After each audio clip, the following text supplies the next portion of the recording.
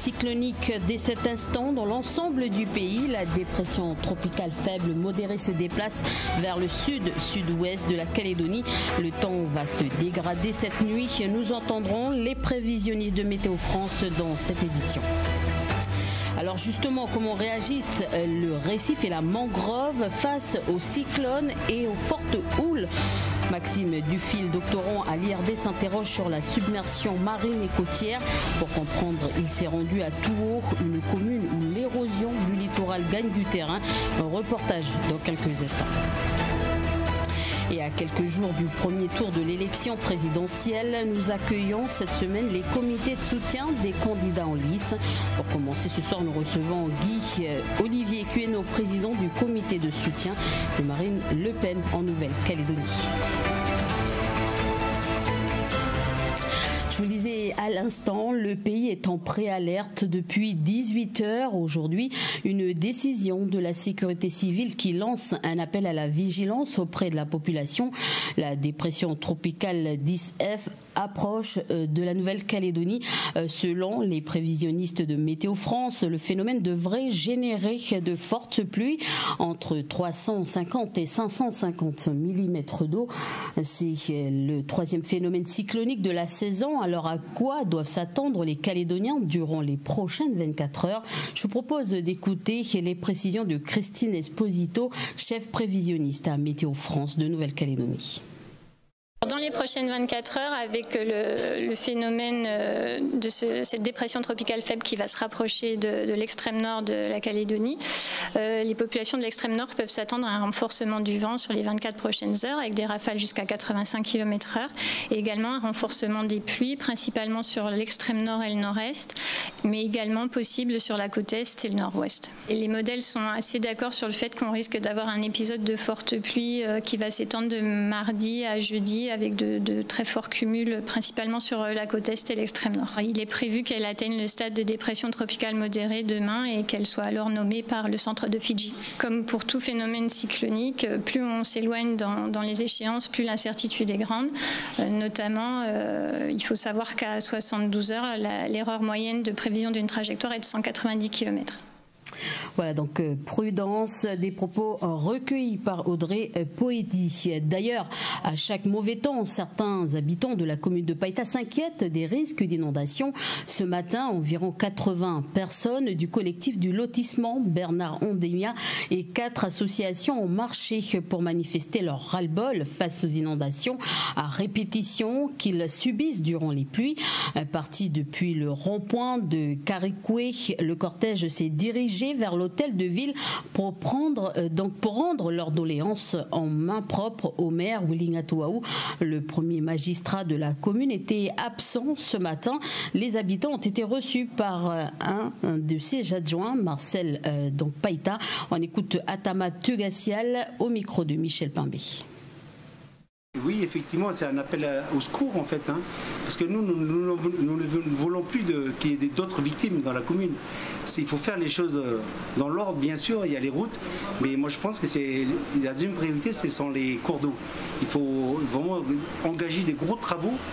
S'il n'y a pas le budget, mais on peut demander ailleurs, on peut demander des fonds. C'est de l'aide de revendication. Il y a 5 points qui ont été listés dans cette revendication. Et moi, je vais juste insister sur le premier point de la revendication, c'est-à-dire stopper net les projets de travaux tant que le PID n'est pas réalisé et acté par la commune. Les habitants craignent déjà de voir la même situation se reproduire avec la dépression tropicale faible annoncée pour ce mardi. Joint par téléphone, Willy Ngatuaou considère cette marche comme indécente. Selon lui, la responsabilité de la commune dans les décès liés aux inondations n'est pas établie. Il regrette par ailleurs ce type d'action, estimant que des discussions sont en cours et qu'une méthode de travail a été mise en place. Le maire pointe enfin la problématique des compétences de la gestion des cours d'eau qui relèvent du gouvernement. Si ses habitants s'inquiètent à chaque mauvais temps, la montée des eaux et le dérèglement climatique continuent d'inquiéter le monde entier. Les scientifiques, eux, tentent de mieux comprendre l'environnement. Depuis quelques mois, Maxime Dufil, doctorant à l'IRD, s'interroge sur la submersion marine et côtière. Sa thèse vise à mieux comprendre comment le récif et la mangrove réagissent face aux cyclones, aux fortes houles et aux autres phénomènes météorologiques. Il s'est récemment rendu sur la commune de Touo, donc une commune où l'érosion du littoral gagne du terrain. Un reportage d'Aurélie Chéran. En fait, il faudrait mettre le bateau le long et qu'on ait la dernière bouée ici au cul, hein, pour pouvoir la monter à bord, que j'ai la boucle ici et que je fasse le nœud dans le bateau, ce sera plus facile. C'est bon, il n'y a pas de courant. Donc je vais venir comme ça. Comme ça, il faut attraper le boucle. La mer est assez calme, ce qui facilite l'installation du houlographe sur le DCP. L'appareil de couleur jaune est fixé sur les bouées et pendant 2 mois, il va mesurer le mouvement des vagues au large à 35 km du port de Touo. Donc ici, nous avons un houlographe qui a été prêté par la communauté du Pacifique Sud. Donc c'est un dispositif de mesure des paramètres de vagues, houle, direction. Les données collectées permettront à Maxime d'analyser l'impact des vagues sur le récif et la mangrove.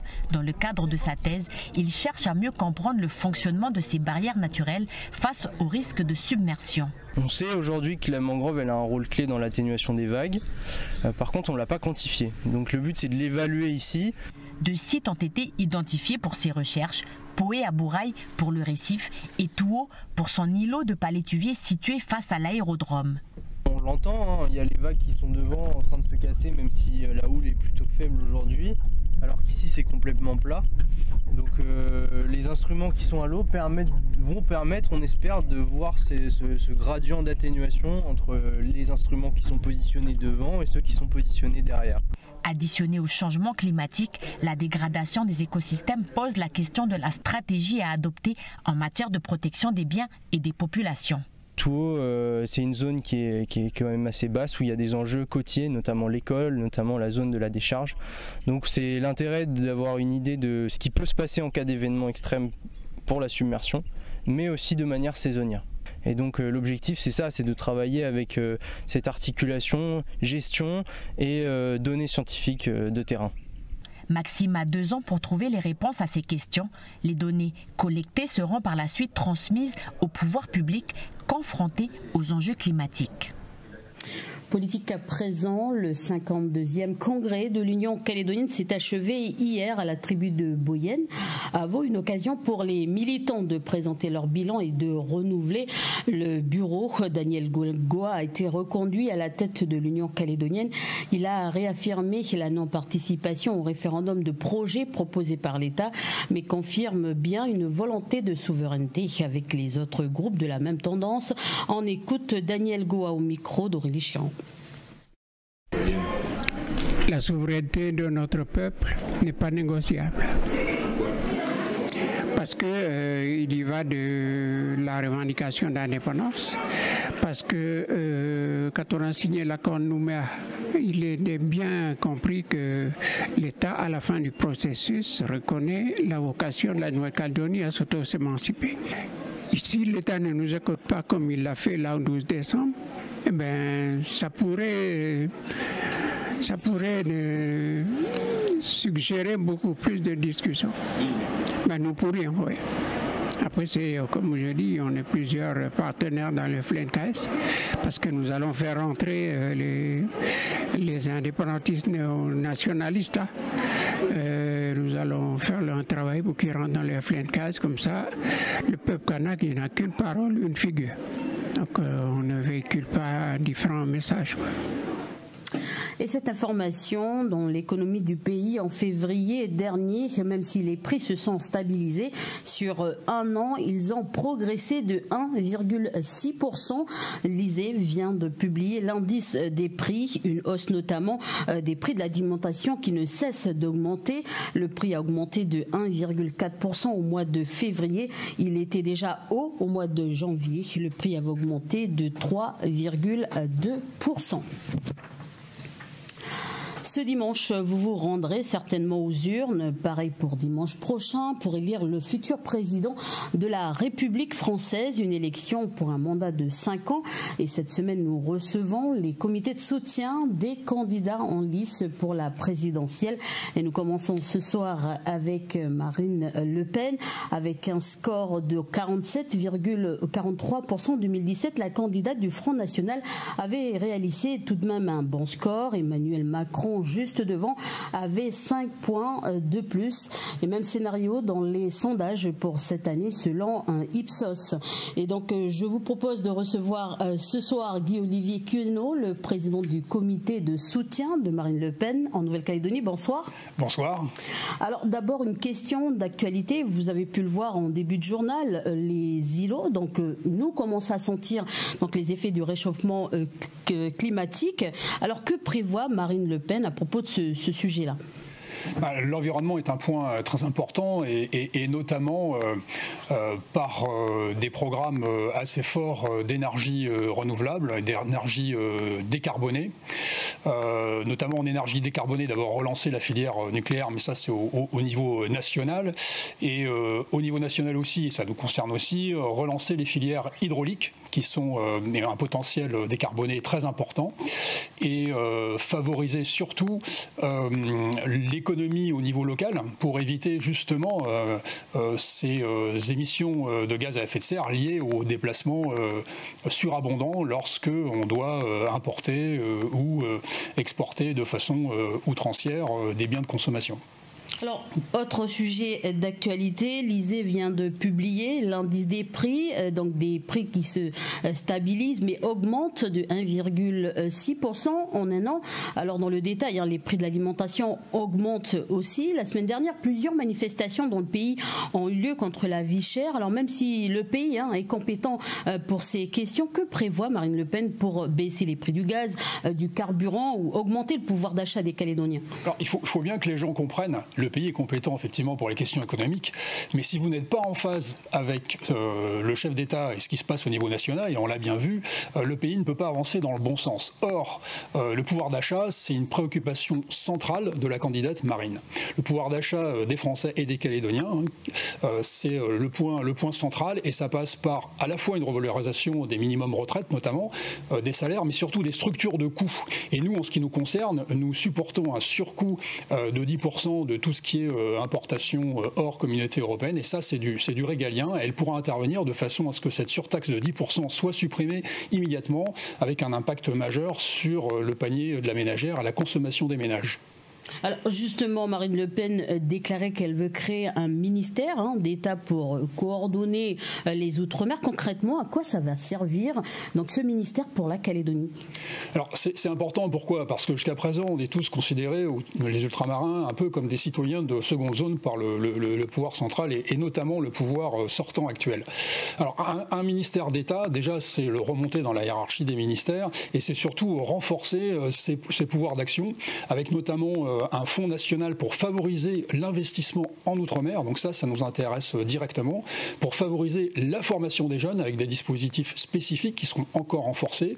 Et je pense notamment au dispositif du RSMA qui est très prisé ici, qui sera vraiment au centre des préoccupations. Et aussi la formation professionnelle avec des moyens pour les TPE, pour les PME, favoriser l'accès au financement de façon à ce que les banques soient fortement incitées à ce que les petits de l'économie puissent aussi avoir des moyens financiers pour se développer. Donc ça, c'est directement du régalien, et ça sera une réorientation aussi des dotations globales de fonctionnement au profit de notre tissu d'indépendants, TPE, PME, qui représentent plus de 90% des entreprises. Alors justement, précision, elle redit vouloir notamment exonérer les produits français et donc de l'Union européenne, de l'octroi de mer. Vous en avez parlé un peu précédemment. Alors concrètement, comment cela va se présenter? Alors en quoi ça va aider les Calédoniens? Ça va aider sur les prix, tout simplement, parce que actuellement cette surtaxe de 10% qui pour nous s'applique sur tout ce qui vient hors pays CE, s'empile sur le coût, l'assurance et le fret. Ce qui fait qu'avec l'explosion notamment des coûts du fret actuellement, cette taxe qui s'applique sur le coût global final des produits représente pour le pouvoir d'achat calédonien une somme importante. Donc le fait de la supprimer avec effectivement le suivi immédiat sur l'impact des prix permettra aux Calédoniens d'économiser quelque chose de l'ordre de 10% sur leur panier moyen, ce qui est important. Alors, un sujet plus politique, le PALICA souhaite un nouveau référendum organisé par l'ONU. L'Union calédonienne ne souhaite pas participer au référendum de projet, mais veut un pays indépendant. Les loyalistes ne sont pas de cet avis. Alors, que propose Marine Le Pen sur l'avenir institutionnel de la Nouvelle-Calédonie et comment compte-t-elle renouer le dialogue qu'il y a entre les élus calédoniens? Alors, elle a toujours insisté qu'elle discuterait dans l'unité. Elle a toujours eu un discours très modéré, en insistant bien qu'après les référendums, il ne s'agissait pas de savoir qui était vainqueur, qui était vaincu, mais que nous devions travailler tous ensemble dans l'unité. Donc elle est complètement ouverte au dialogue avec tous les intervenants, de façon à ce que dans l'intérêt commun de la Nouvelle-Calédonie, parce que pour nous, il n'y a pas d'opposition à être pleinement calédonien et pleinement s'épanouir dans toute son autonomie et faire partie de l'ensemble national. Donc ça, elle tient beaucoup à ce que les identités des régions, les identités des territoires, les identités des pays comme la Nouvelle-Calédonie soient bien valorisés, fassent bien partie de l'ensemble républicain et sans opposition d'ailleurs. Alors pour terminer, Guy-Olivier Quénon, un prochain meeting avant dimanche pour le Front National ? Non, nous ne faisons pas des meetings parce que les meetings, les faire entre soi, ça n'a pas grand intérêt. Nous allons diffuser un maximum justement les points clés du programme qui s'appliqueront directement en Nouvelle-Calédonie, c'est-à-dire essentiellement des mesures sur le pouvoir d'achat, sur le système social avec la garantie, parce que nous sommes partis de l'ensemble national, d'avoir un minimum de retraite digne pour l'ensemble des nationaux, y compris les Calédoniens, c'est-à-dire d'au moins 1 000 euros, soit 120 000 francs par mois. Enfin, des mesures au niveau de la santé, pour garantir à tous un accès à la santé, et notamment en brousse, parce que ça fait partie du plan national, c'est du régalien pour les infrastructures de santé. Merci. Voilà. Et l'octroi automatique aussi d'un numéro de sécurité sociale aux Calédoniens, de façon à ce qu'on ne soit pas traités comme des étrangers sur le territoire national. Et Guy-Olivier Quénon, merci d'avoir accepté notre invitation ce soir. Merci. Parlons à présent de la réforme du mariage à Lifou. Les 3 districts de l'île qui proposent une nouvelle organisation des célébrations. Si tout s'accorde à éviter trop de rassemblements prolongés dans le temps et d'alléger les cérémonies, chacun a choisi une organisation propre et de mettre en place cette année dans son district. Des annonces faites la semaine dernière suite à l'Assemblée générale qui s'est tenue à Louéchila le mois dernier, au mois de février. Un reportage d'Henri Nailolo. L'annonce est faite au Conseil d'Erne et Djihou. L'année 2022 se veut une nouvelle année d'expérimentation de nouvelles réformes des mariages proposées dans chaque district de l'île. Dans le sud de Lifou, le district de Lessi opte pour 4 jours de cérémonie. Quel que soit le jour choisi, les organisateurs devront suivre un même schéma déjà établi. Que maine kola fai popo e superemi e lundi que kola mekun la katoani kwana hulwal e jeudi que toi bouet e ame vendredi que toi lundi machine kola hunuman hulwa ame samedi que kola lundi la piper et ame dimanche que daine toi mano.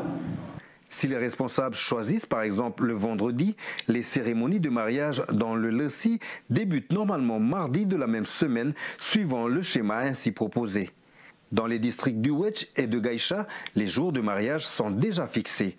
Le Wetch maintient le samedi pour célébrer le jour J. Ainsi, la famille de la mariée est accueillie par les oncles utérins le samedi. Autre précision, dans le district du Wetch, la signature de l'acte coutumier et l'enregistrement à la mairie se feront désormais le vendredi. Concernant le district de Gaïcha, lundi c'est jour J pour tout le monde, un jour unique qui marque donc la fin de toutes les formalités coutumières et administratives par la bénédiction du nouveau couple par les autorités religieuses.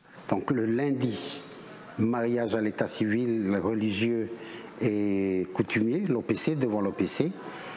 Le samedi qui précède ce lundi, c'est l'accueil de la famille de l'oncle utérin et la famille de la fille. Et le troisième temps fort qui se situe 3 semaines en amont ou 1 mois en amont, c'est le rassemblement de la famille du garçon et du clan du garçon, où va être constituée la dot, la coutume qui va être destinée à la famille de la fille. Enfin, si les fermetures des différents sites de mariage varient selon les districts, elles ne vont pas au-delà de 22 heures. 2022 marque une nouvelle phase d'expérimentation des réformes sur les mariages à Nodedjerou avant de dresser un autre bilan à la fin de l'année.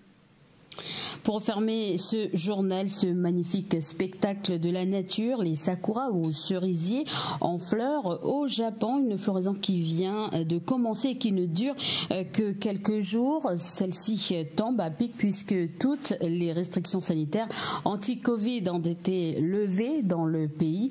Il faut savoir que cette floraison occupe une place importante dans la culture japonaise. Alors pourquoi est-elle donc célébrée? Qu'est-ce que cela signifie? Réponse tout de suite avec Stéphanie Marly.